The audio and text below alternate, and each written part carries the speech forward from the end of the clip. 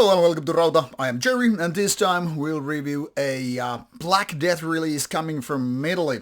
Now, let's first tackle the basic questions of Pyra. What is the name all about? Of course, this comes with a joke. I mean, what do you have when you have a pyramid without being mid? Pyra. I mean, of course, it's given. So these kind of jokes are kind of bound to happen, even if people are like, yeah, it's supposed to be a pyres, fire and all that stuff. After all, these are some of the themes, but really can't think about Pyra without, thinking of pyramids from Egypt and all that stuff. Now, this band started around 2020, and of course, now you're thinking that was the COVID era. That is when a lot of bands, a lot of projects got born, a lot founded, and all that. But this finally made into a full album length, and that is having a predecessor to successor to the EP that was out already 2 years ago, the self-titled EP. So now we have those who dwell in the fire. Now you probably get the power meaning in way better shapes.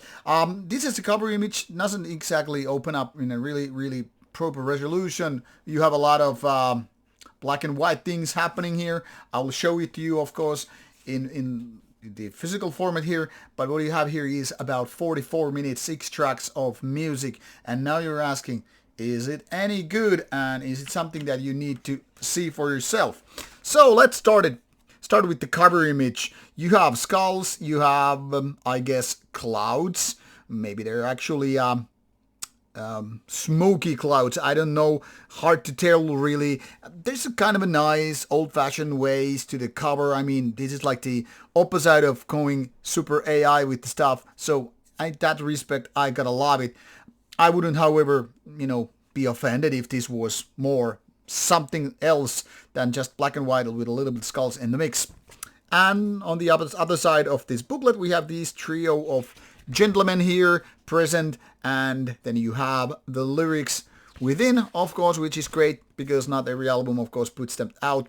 And of course, you gotta give a credit to band that is ready to, spit the guts out with the lyrics and all, so you get to read them, hate them, love them, whatever. And here we have finally the very, very minimal liner notes and the lineup, which is just very, very simplistic with starting names and all. You will, of course, find the lineup in more proper ways on Metal Archives and whatnot. And here is the CD finally. And then, of course, the backside of the inlay and the lyrics and all. I mean, soundtrack list and all. Here we have Pyra, then again, after taking a look at the booklets and all. So, what in essence is this all about? Now, it is indeed what the Metal Archives suggests it to be, black and death metal. Now, a lot of people will say, so it's war metal. No, this has nothing to do with the blasphemy school of extreme metal, thinking now that black and death metal often are indeed war metal.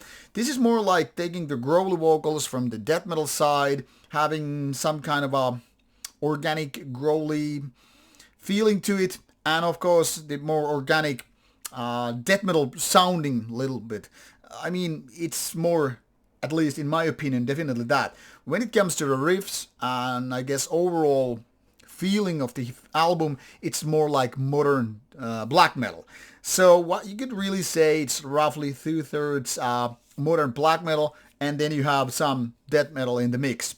How does it then again make sense to you? I mean, it depends how welcoming you are into this kind of blend.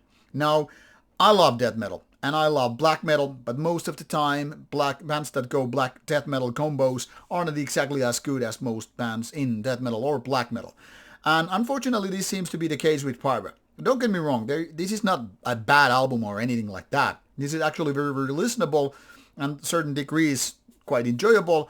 But there are parts where I feel like, do you necessarily need 9-minute tracks to get your point across? I'm saying this because this kind of music would really, really, in my opinion, work way better when you operate around 3-4 minutes. Like, get in, punch out your things, kill their residents and all, and then just get the fuck out of there. And now you're like, yeah, we're overextending our stay. We just go kill the bodies and then we spend the night with them. The rotting bodies and all that stuff. Of course, they're not rotting when they're just overnight, but you get the point. I mean, it feels like the band doesn't really know when to finalize the whole thing, you know, songwriting, composition, when you're like, okay, this is done. Now you're like, we're just gonna give it full show. And that's part of the problem. You really don't get to see and feel and hear those highlight moments when you just keep on like, yeah, let's get progressive. I mean, how many bands in the world you really know operating either in the world of black metal and death metal having 8-9 minute tracks versus the bands that are actually, you know, around 3 to 5 minutes or so. That's part of the deal here. And the other thing is, while the mood is really, really nice, I mean, it's kind of evil and sinister and definitely dark, a lot of these riffs are like fillers from another band. And when you combine that with a lot of mid-tempo parts in this album, it feels a little bit like a drag. Now, there are parts where it gets really, really fast, and I gotta say, I really dig the drumming here.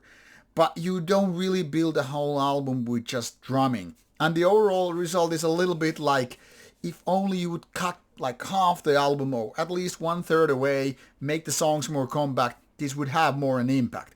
So I would say the EP that, you know, was the previous iteration, the previous version of the band worked better because it was more compact. Now with an album lasting for almost 44 minutes with only 6 songs, it feels a little bit of a drag. I would say this is as such kind of an acquired taste for people liking black metal and death metal. It's definitely not for everybody, but those who are welcoming like, hey, just bring it on, then check it out. You will find links provided in the description box. So off you go, check it out. It's out through Immortal Frost production already in late February. So I hope you like it. I wish I could have liked it a little bit more, but maybe it's the next album that will actually blow up the bang and say, now we are back with more fierce, more power and all that stuff. So that whiny Rauta guy isn't our problem anymore. Now, jokes aside, give it a go and decide for yourself. Thanks and bye-bye.